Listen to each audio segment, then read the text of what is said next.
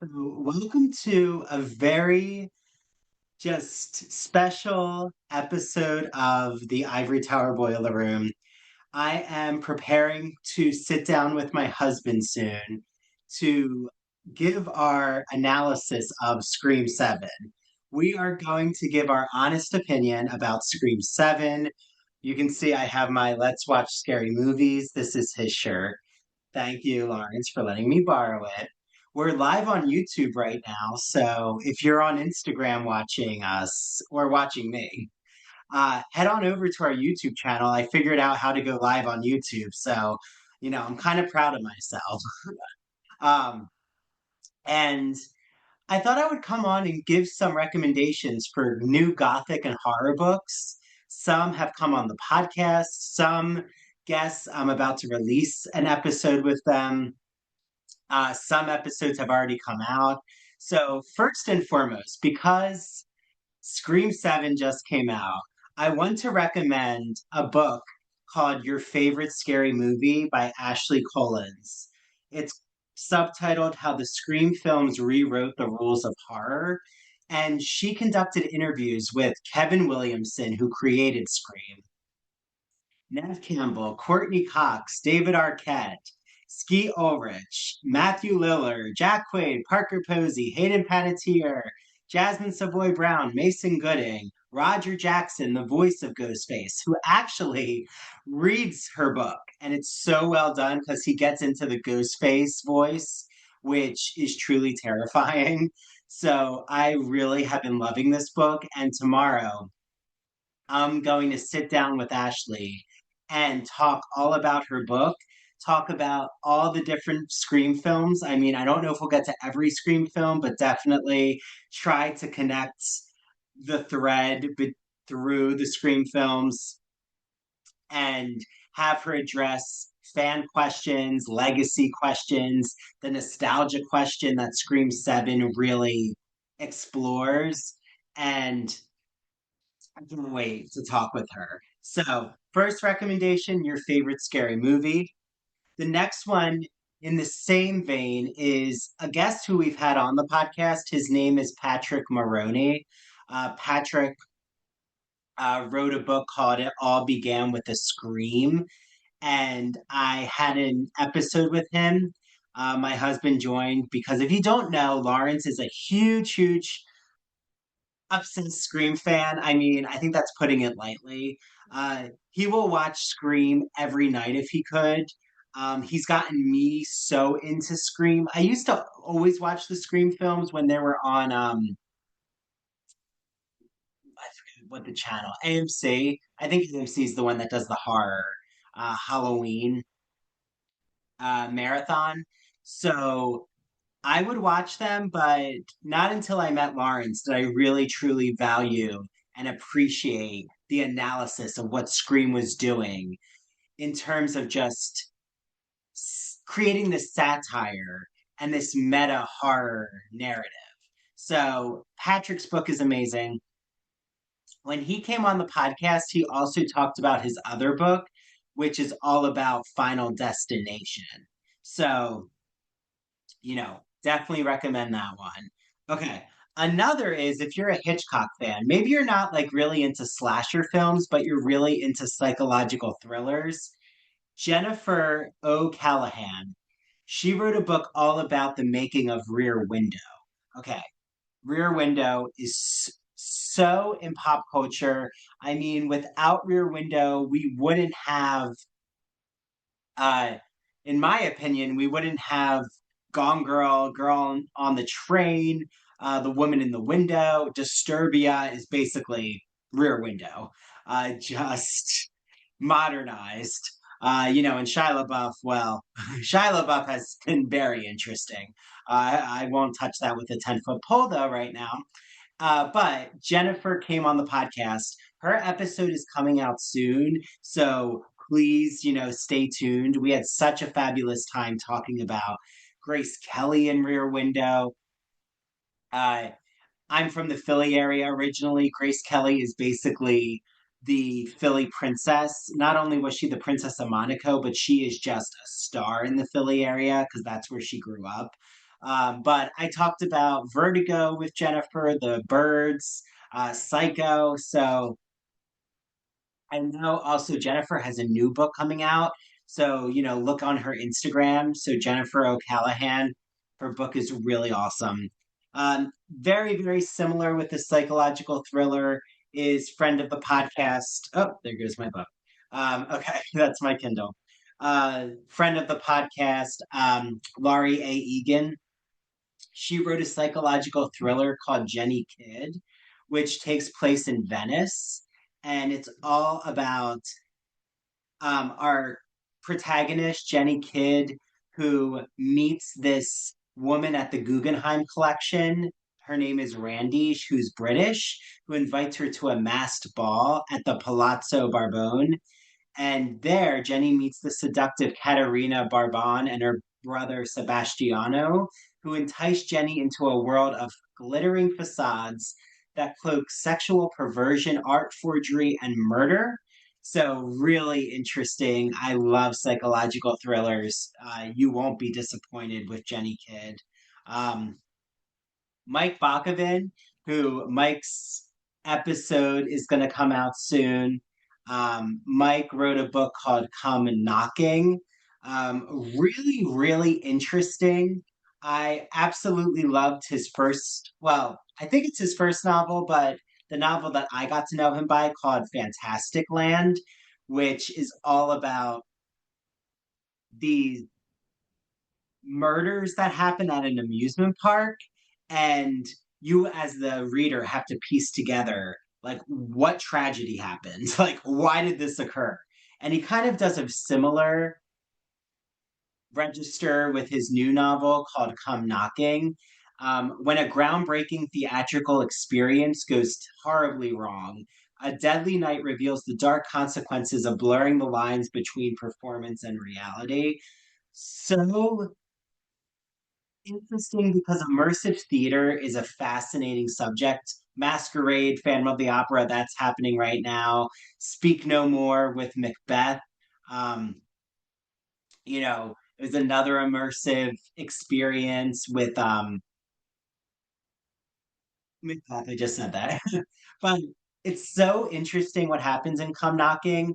It's an LA interactive theater, 6 floors of an abandoned building.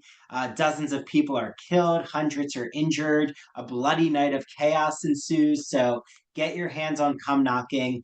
Also, if Mike's watching, Mike, that episode is coming out soon. It's going to be released right before the Rear Window episode. And then Laurie's episode will be coming out. So all of you are in that psychological thriller horror category.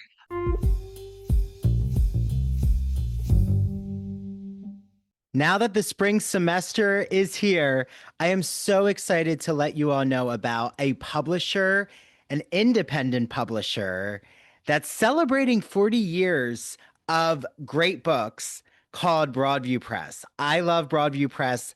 I have so many of their editions of classic literature like Wuthering Heights, which is coming out soon, and it's our book club choice. And they have so many academic books for instructors and for students and the general public. So I've had so many exciting guests on, from guests talking about The Wonderful Wizard of Oz, guests talking about vampire literature, horror literature. I'm looking at you, Jeffrey Andrew Weinstock, whose book actually just came out called Horror Theory. Look it up. And I cannot wait because I have two exciting guests coming on soon. And I've recorded their episodes, so I know that it's going to be such an interesting conversation. The first is Rachel Tukolsky, who wrote a book called Writing on Fire, a fierce yet friendly guide to writing humanities essays in college. I've used excerpts of it for my Writing 2 course at Montclair. It has gone over so well. I just love what Rachel does. And we get into this in our episode about this metaphor about writing on fire, like how that's a great way to think about free flowing, brainstorming, creative ideas, and getting into that flow state, which as Rachel explains, happens not just in writing, but in many other avenues. And then the other guest that I have on is David Starkey, who wrote a book called Academic Writing Now, a brief guide for busy students. It is designed to cover the basics of a college writing course in a concise, student friendly format. Each chapter concentrates on a crucial element of composing an academic essay and is capable of being read in a single sitting, which, for a generation, myself included, I think all of us now, just consumed by digital media or just this attention grabbing technology, reading in a single sitting is definitely a plus. So head to Broadview Press, use the promo code Ivory Tower, and you'll get 20% off every single book in their collection. There's also a really cool digital library collection they have. So if you're a librarian, take a look at that. Message me. If you're a librarian, I'd be happy to show you what that new collection looks like. And I hope you all enjoy your reading. It may be freezing here in the Northeast, but when I received my copy of the Gay and Lesbian Review, it warmed me up instantly. Their new issue is all about kink culture. Let me explain a little. I'm going to read what Jeremy C. Fox, the managing editor, has to say about this issue. He says this issue marks a bit of a departure for the Gay and Lesbian Review as we crack open the bedroom door to explore the practices and paraphilias that interest or obsess some LGBT people and the roots of their appeal.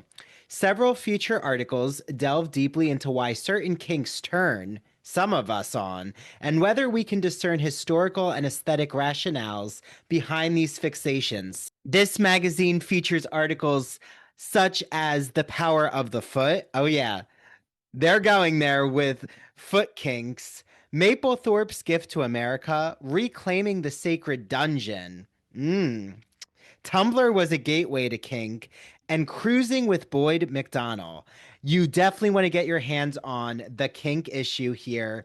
I have an exclusive promo code that those at the Gay and Lesbian Review have granted to you all. It is ITBR Choice. Enter it when you check out on the glreview.org, and you will get a free issue of the magazine. I hope you all enjoy your reading, and it'll definitely keep you nice and cozy.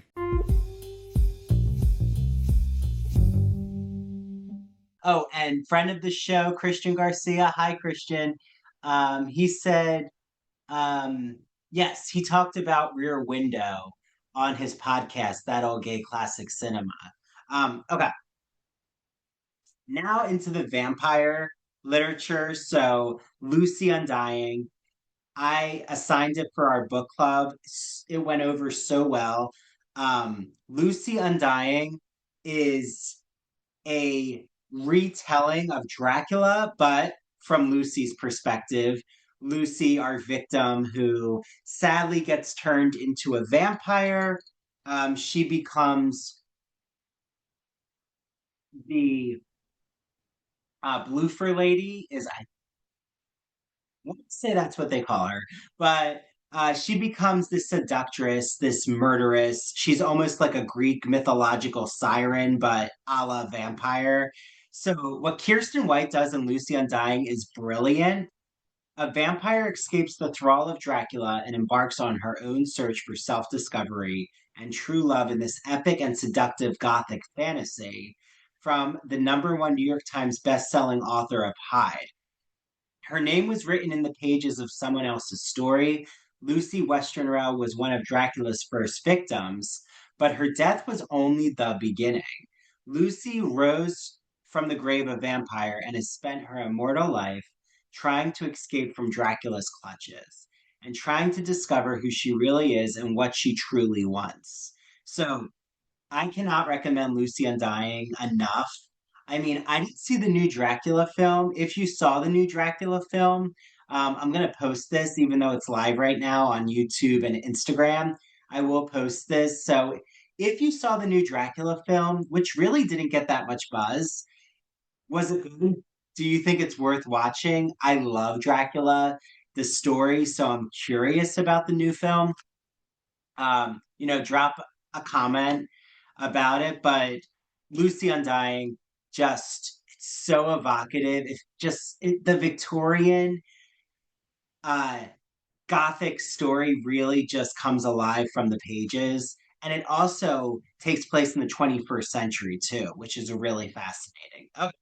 So, if you love Dracula, you love Interview with the Vampire, you love Carmilla, which is actually an earlier version of the vampire story, which I just saw is going to be a ballet in New York City. So, if anyone has details about that, I would love to see it. Maybe Christian, uh, my friends Christian, Angela, and of course my husband. Lawrence, we all saw The Sleeping Beauty with the New York City Ballet. So maybe in April, we need to see this vampire ballet, Carmilla. But vampire literature and anthology is so well done. It's by Broadview Press, who just publishes really incredible um, academic slash classic literature, but they do a great job publishing collections. So if you ever want to dive deeper into a subject, they will publish excerpts from, in this case, vampire literature. So there's selections from, let's see, we have The White Witch by James Weldon Johnson, Drink My Blood by Richard Matheson. Oh, Richard Matheson. He wrote the book Stir of Echoes. Okay. If you've never seen the Stir of Echoes film, it is frightening with Kevin Bacon. Oh, What Dreams May Come. He wrote that book, which is with featuring the late great Robin Williams, where he um passes away and goes to paradise, but then he actually wants to go to hell to find his wife because his wife sadly yeah doesn't make it. Really interesting movie. Um, but they have, let's see, selections from Carmilla by Sheridan Le Fanu. We have Bram Stoker, Dracula's Guest, which is actually a short story from 1914. We have Octavia Butler, who, if you don't know Octavia Butler, I always assign her short story Blood Child in my core English class. But she wrote the novel Kindred, but there's a selection here from Fledgling. So Elizabeth Lewis and Robin Warner, they co-edited this book. It's called Vampire Literature and Anthology, Broadview Press. Use the code Ivory Tower, 20% off. I just published, re-released our episode on the podcast. It's on YouTube. You can watch it right now. And it'll be on Spotify and Apple tomorrow. Okay. Next one is called American Scary. I got it from the Seton Hall Library. And it's A History of Horror from Salem to Stephen King and Beyond by Jeremy Dauber. If you don't know, I'm a huge Stephen King fan. I cannot wait for the Carrie miniseries. Matthew Lillard is in it. Um, I love Carrie. I'm obsessed with Carrie. I love the original Carrie Broadway musical. I wish I was alive to have seen it. Um, but from the acclaimed author of American comics comes a sweeping and entertaining narrative that details the rise and enduring grip of horror on American culture, from the taut, terrifying stories of Edgar Allan Poe to the sharply chilling films of Jordan Peele. So, definitely a must read. It's called American Scary. It's by Jeremy Dauber. So get your hands on it. If you're noticing, there's a black, white, and red theme with these books. So, I see it with Ashley's book, Patrick's book, Jeremy's book. Let's see. We got it with the Vampire Literature Anthology, Kiersten's book. Definitely a theme happening. And then someone who I'm going to see recently for the first time in person is Jeffrey Andrew Weinstock, and he came out with a edited collection called the Horror Theory Reader. which is literary criticism meets pop culture. So he is the founder of the Society for the Study of the American Gothic. I'm going to go to his Gothic conference in Salem, Massachusetts soon, joined with my husband and my friend Angela. We can't wait. I created a Shirley Jackson panel. I'm talking about The Haunting of Hill House, specifically the differences in tone and theme between Jackson's novel and the Mike Flanagan series. So, the horror theory reader, why do we enjoy horror? The emotional responses the genre provokes, fear, dread, and disgust, are ones we typically seek to avoid. So, what is the appeal of narratives and artistic representations that seek to scare, startle, shock, and repulse? So, um, Jeffrey includes really interesting writing about thinking through the idea of horror literature from H.P. Lovecraft, Alfred Hitchcock, Stephen King. So it's all different philosophers, literary film scholars, cultural critics who reflect on the genre of horror um, literature specifically. So hopefully you now have more books to add to your to be read pile. Um, if any of you have questions about any of the books I recommended, or, definitely reach out to the authors. I know they would love to hear from you. You can find them all on Instagram. But now I'm going to review Scream 7 with my husband. So stay tuned because we're going back on live.